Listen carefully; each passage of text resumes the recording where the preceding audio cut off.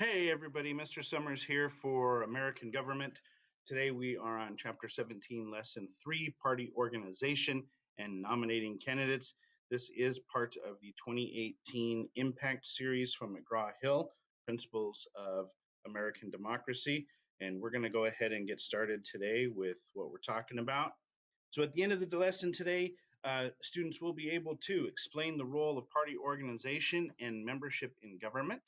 You will be able to describe how political candidates are nominated for office and identify the role of convention delegates in nominating the presidential candidates. Okay, so here we go. Remember, you should be taking notes while we go through this. At the end, go ahead and hit that subscribe button down there at the bottom so you get notified when I post in the next set of videos. All right, so here we go. Party organization and membership. Okay, so basically, Republicans and Democrats, two major parties, are organized into a national organization, the 50 state organizations, and then thousands of local organizations. That even includes the U.S. territories. Okay, all three levels usually cooperate, but they have separate authority and leadership structures. Okay, each of them, though, is in charge of electing or choosing their leaders, and they each do it a little bit differently. They also raise funds separately, so money that the national party raises doesn't always trickle down to the lower levels, and definitely the money raised by the local organizations does not trickle up to the top unless it's been, noted to be moved up to the top. Okay, so very separate. And the national party, very important, the national party does not control the state or local parties. Okay, they are separate. Hey, so party organization. A political party needs strong leadership and good organization, just like any other organization, in order for it to be successful. So the county, the state, the national party offices, they usually employ a very small permanent staff to run basic functions. Okay, things like answering phone calls, distributing materials, making copies, any kind of thing like that. At the local level, the parties are in charge of choosing candidates to represent the party in the local elections. So that's like city council, the water board, the cemetery board, recreation board, city council. I think I already said that. County supervisor positions, anything really local like that. And then they distribute or hand out information about those candidates and about the party in order to attract voters to them. Okay. At the state level, the party operates pretty much the same way. But the difference is they're working to get people elected to the state offices, so a little bit bigger. They'll work with the local party offices in order to coordinate activities at the state level and try to get the state candidates to support local candidates. That happens even more so, though, at the national level. The national, again, same kind of thing. National level is all about getting people elected to national positions, okay, like presidency, those kinds of things. They distribute information about those candidates running for the national offices, and then they coordinate with the state leaders in order to sponsor some certain state candidates that are supporting the national candidates and vice versa. Okay. So how do you become a member of a political party? Pretty easy. Most states, a person declares party affiliation when they register to vote. Others, you can declare your party affiliation when you show up to vote. So you walk in to vote and you say, I'm going to, I affiliate with the Republican Party. Well, next time you vote, you might say, well, I affiliate with the Democratic Party. You can change, whatever, okay? However, voters may also walk in and say, I don't claim any party affiliation, I'm independent, okay? And you can do that when you register, you can do that also when you vote. Now, when you become a member of a political party, you don't have to pay any dues or you're not obligated to do anything. We've got some pictures here and here of people doing phone banks. Looks like this group up here is doing a phone bank for the Romney campaign. That was Mitt Romney, who ran for president about 8 years ago against Barack Obama. Then you've got these guys over here that are, looks like they're canvassing. Let's see if I can move my picture around here a little bit for you. Oh, there you go. Hey, whoa, I'm moving all over the place there. Now I'm at the top of your screen. All right, so it looks like these guys are out there canvassing, handing out materials and stuff for a local candidate. You can see, and this guy looks like he's wearing a shirt that says Ken Wyatt, whoever that is, and wherever they are. But these kinds of volunteers that we have here, they're what make the make it so that the party wins. And you know, without those volunteers, the candidates don't really have much of a chance of winning, especially at the local level. All right, so selecting candidates, and move myself back down to represent the political party. Okay, so here again we have our question. What role do political parties play in the electoral process at the national, state, and local levels? Well, the main role of a political party is to nominate candidates for elected office. That's one of the most vital roles of a political party. Parties want to nominate candidates that share the party's values and beliefs. Every state organization has a different way to get member feedback on the candidates. Some states hold primary elections, others hold meetings called caucuses. I know the word caucuses. I know it's a funny word. You're teenagers, pretty much just a fancy word for meeting. So I'll kind of let you get your giggles out now. I'm going to have to say it a lot more. So the other way that they nominate people is through conventions. Okay, so all of those are a way of narrowing down the field of candidates.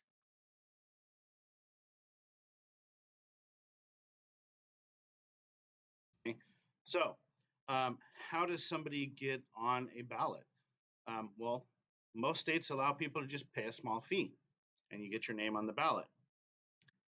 Usually the fee is about 3% in most states of whatever salary you would earn in that position. And yes, most elected officials do get paid, part of what our tax dollars pay for. They get paid for doing their job. Okay, so you pay a small fee. What if you don't want to pay the fee? Well, then you have to do a petition. And as some of you know, a petition is just a collection of signatures in support of something. In this case, if you want to get on a ballot in a district or a state, you have to collect signatures on a petition saying that these people support you in your candidacy and they want your name on the ballot. And the number of signatures you have to get, well, they have to be registered voters. Number one, have to be registered voters. Okay. The other thing is you need at least 3% of the total number of registered voters in the district to sign your petition in order for your name to get on the ballot. And that's whether you're running for city council or whether you're running for president of the United States, it's the same thing.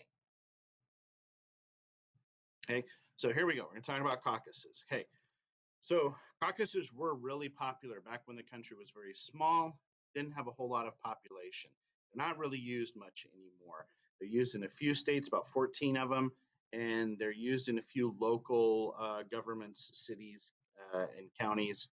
But basically, it's not very popular anymore because it's a long process consisting of a series of meetings in which candidates and supporters of candidates speak to gain support, okay, for the candidate, to basically trying to convince people to vote for them, okay? And the way you vote in a caucus is there's a number of ways, and places do it differently. You might actually have to go and stand underneath the name of a candidate on a wall and stand there until somebody comes around and counts how many people are in your group. Some places you have a ticket with a number on it, and you have a certain number of those tickets. You have to take your ticket and you have to put it in a jar or a box or a container with that candidate's name on it, okay? So those are just a couple of the ways in which they do it. Now, in a caucus, the candidate with the least number of supporters is eliminated, okay? That slowly narrows down the field to just 2 or 3 candidates. And then at the end of the night, the one with the most supporters wins that caucus, wins that meeting. Okay. It can take a long time depending on how many candidates are running for that office. It can take a very long time. So that's why these are not very popular anymore. I mean, these have gone into, start one day and go into the next. They've lasted more than 24 hours when there were a lot of candidates. So what happens if your candidate is eliminated early on? You could just go home and you're done. Or you could stick around and throw your support to another candidate. That's usually what ends up happening. So people will have a list of a certain number of candidates that they're willing to support, to hopefully win. Okay. Now, the most famous caucus is the Iowa caucus. It's a presidential primary caucus. If you were paying any attention to the news back in January of this year, you may have heard something about the Iowa caucus. The other way is through a primary election. This is where you actually go in and you vote. This is the normal way that we're used to. It's usually called a direct primary. It's an election in which registered party members only, okay, select people to run in the general election. Okay, 2 types of primary elections: closed and open. Hey, first of all, closed primary only allows registered party members to vote for candidates from their selected party. Okay, so for example, if you are a registered Republican, when you show up to vote on a closed primary, when you walk into the polling place, okay, they're going to ask you for your name and your address. You tell them, they look up your name, you have to sign a book, and they ask you what party.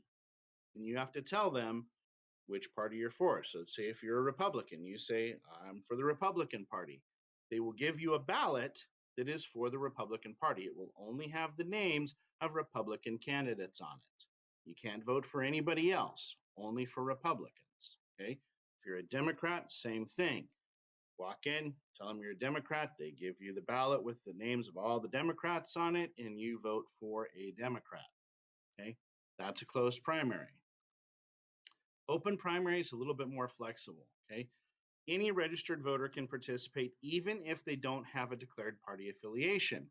But when you show up to vote, you still have to say which party you want to vote for. So you don't have to have declared a party affiliation before going to vote. You can decide right then and there when you show up. Okay. Now, California a few years ago introduced a new kind of primary, which is a truly open primary. They introduced a ballot that had all the candidates from all the parties running on one ballot, making the first real true open primary. Now, in either case, the top 2 candidates from each political party move on to the general election. Okay, problem with primaries. Closed primaries, only registered voters with a declared party can vote, and only for candidates in that party. Okay? Sometimes that's good, sometimes that's not so good. Okay? In most states, a candidate must receive only a plurality of votes. That means more votes than any other in order to win a primary. So you could literally have someone win the primary election that only gets 25% of the vote. That means 75% of the people who voted for other people. So it's one of the problems with having multiple people running is, that's another one of the pros and cons. Another one is also that most third parties don't have primaries because they usually only have one candidate representing them.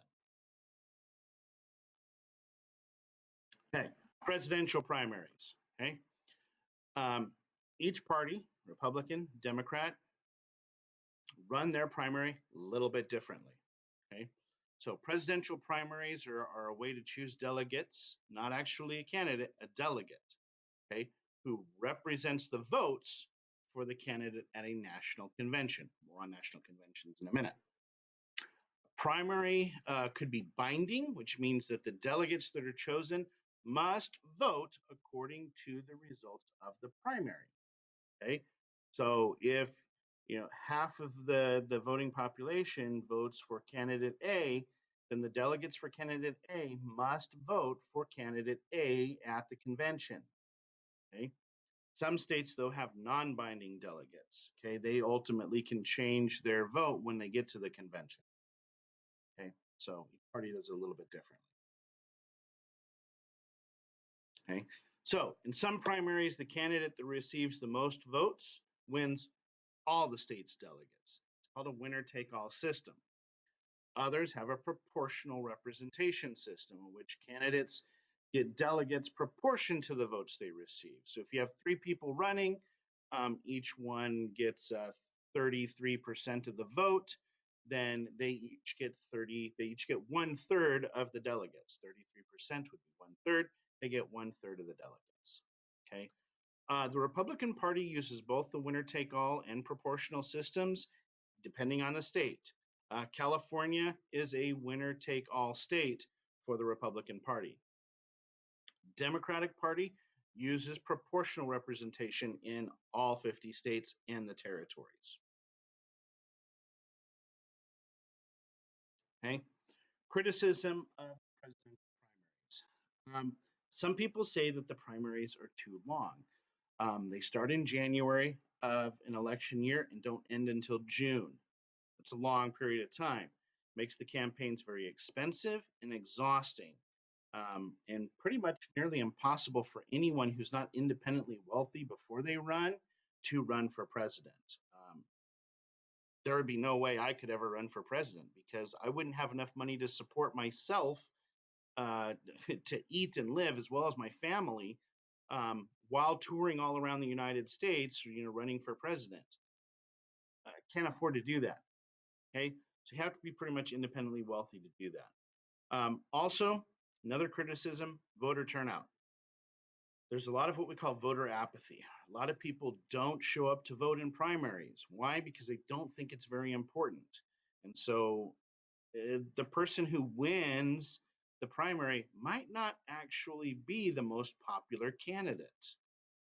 It's just the one who is able to get more people to actually care and show up to vote.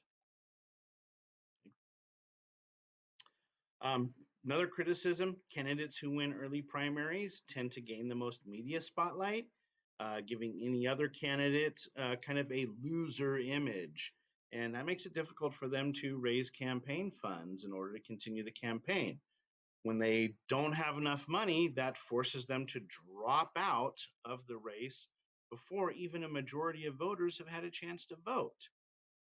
States whose primaries are later in the season then are in May and June. They don't really have much of a say in the whole process because a lot of times by that point, almost everyone has dropped out of the race except for 2 or 3. So your favorite candidate may have dropped out in February or March. And now who do you vote for? That's why a lot of people don't end up voting. So another weird thing about presidential primaries and the criticism is that the states with the earliest primaries are some of the smallest and least diverse states in the nation. You have Iowa, then New Hampshire, and then Nevada and South Carolina do theirs together on the same day. Okay, 4 states, really small populations in all 4 of those states, and Iowa and New Hampshire, not necessarily known for their diversity in population. Okay, just so you know. And all 4 of those happen in February. Actually, Iowa usually happens in January, late January. So, by the time June comes along, it's a big difference.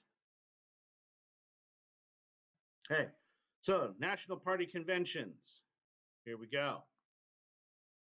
Okay, how do political parties nominate presidential candidates? Well, every 4 years, that way. Every 4 years, each major party gathers during late July or early August in a national convention. Those delegates representing the 50 states and territories, and the territories are Guam, Puerto Rico, Virgin Islands, American Samoa, and the District of Columbia. Okay. They attend the convention, okay, all together. At the convention, the delegates have the job of selecting a ticket. The ticket is the candidates for president and vice president. They run together in one ticket, okay, one ballot, okay, all for the November election.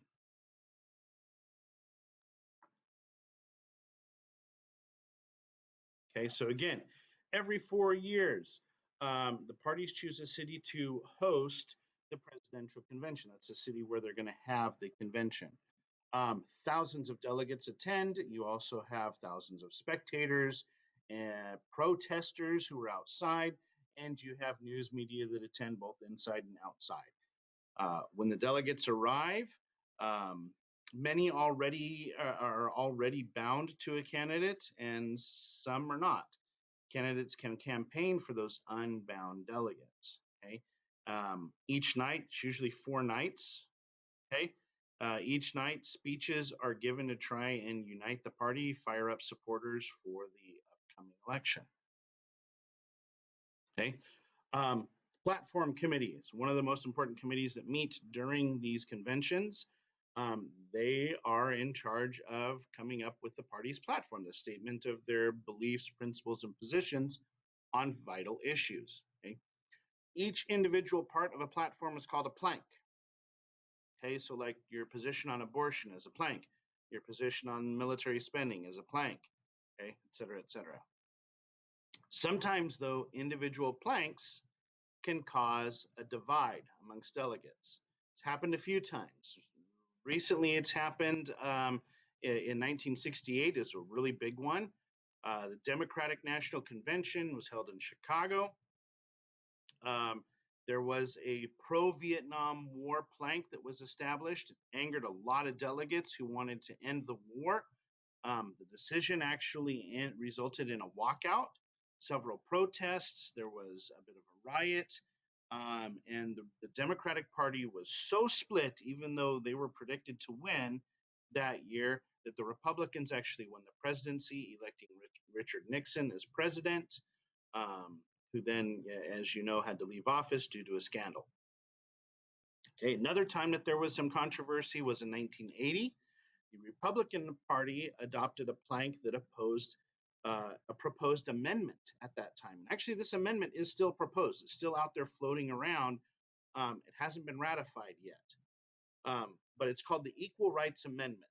And in 1980, the Republican Party took a position to completely oppose the Equal Rights Amendment. That also resulted in a walkout of a group of delegates, mostly minorities, Latinos, African Americans, Asians, who walked out of the convention on the second day and did not cast their votes. Ronald Reagan ended up winning, ran on that platform. Equal Rights Amendment still has not been passed. Okay. So then we get to the big job that they have to do. This is really the main reason why these national conventions exist. It usually happens on the 3rd night of the convention. The clerk, who is kind of in charge of running things, reads an alphabetical roll call of the states. The chairperson for each state calls out the delegates' votes. So who are the delegates from their state voting for? By the end, the clerk marks that down, and by the end of the roll call vote, the candidate with the most delegates wins the presidential nomination for the party. Okay? After the presidential candidate is selected, then that candidate will usually, that day, if they haven't done before, will announce their vice presidential running mate. Then a roll call vote is done again, and the states announce their support for the vice presidential candidate. Usually, in this case, most of them are, it's pretty unanimous on that. Okay. The VP candidate is usually chosen to bring a balance to the ticket or to try to bring in a desired voter demographic. Okay. So, for example, I just have a couple of typos that I didn't catch. In 2020, Joe Biden chooses Kamala Harris, who brings a law enforcement background. She's multiracial, minority, female. Okay. and he's hoping to bring that demographic in from all over the nation. Anyone who would support a woman in the national office, anyone with a law enforcement background, and anyone who's a minority. Okay. Also, Kamala Harris is really big on police reform. Not necessarily defunding the police, but police reform. Okay. And so Biden trying to get that vote in. Okay. In 2016, 4 years ago, Donald Trump, down here, chose Mike Pence to bring someone to the ticket that had government experience because Trump had none at all. And he wanted someone there to try to give him some credence, some validity, having someone else on the ticket that did have government experience. Okay. All right. Then, after those nominations, the presidential and vice presidential nominees give big acceptance speeches. Basically, the purpose of those speeches is there's like cheerleading speeches. They're meant to unify the party, to get people pumped up about those two candidates, and then also to attack those who oppose the party. The speeches are also usually meant to solidify that party platform under the president and vice president's beliefs and policies. And then after that, basically the convention is adjourned, and then the competition between the two political parties really begins in their progress towards election. Now, in 2020, we had some very interesting things. The campaigns, as I'm recording this right now, which is September 2nd, the conventions were held just a couple of weeks ago. And because of the COVID-19 pandemic, both were mostly delivered through distance. So it was usually someone speaking in a room by themselves with maybe a camera crew. The Democratic National Convention was held with no audience at all, a lot of pre-recorded speeches. The speeches by the candidates were broadcast live. And was unique also because a lot of prominent Republicans spoke during the Democratic National Convention. That's another first. These were prominent Republicans who opposed Donald Trump as president for a second term. The Republicans in 2020 held their national convention mostly by distance. However, the last night of acceptance speeches were held on the White House front lawn in front of hundreds of people sitting in chairs, shoulder to shoulder. Less than half of them had masks on, or somewhere around about half of them, maybe a little bit more, had masks on. No social distancing due to the pandemic, and caught a little bit of controversy over that. Okay? So there we are. There's chapter 17, lesson 2. That's it for us today. Make sure you, again, hit that subscribe button down below so you get notified when I post up the next set of videos, and we'll see you on the other side.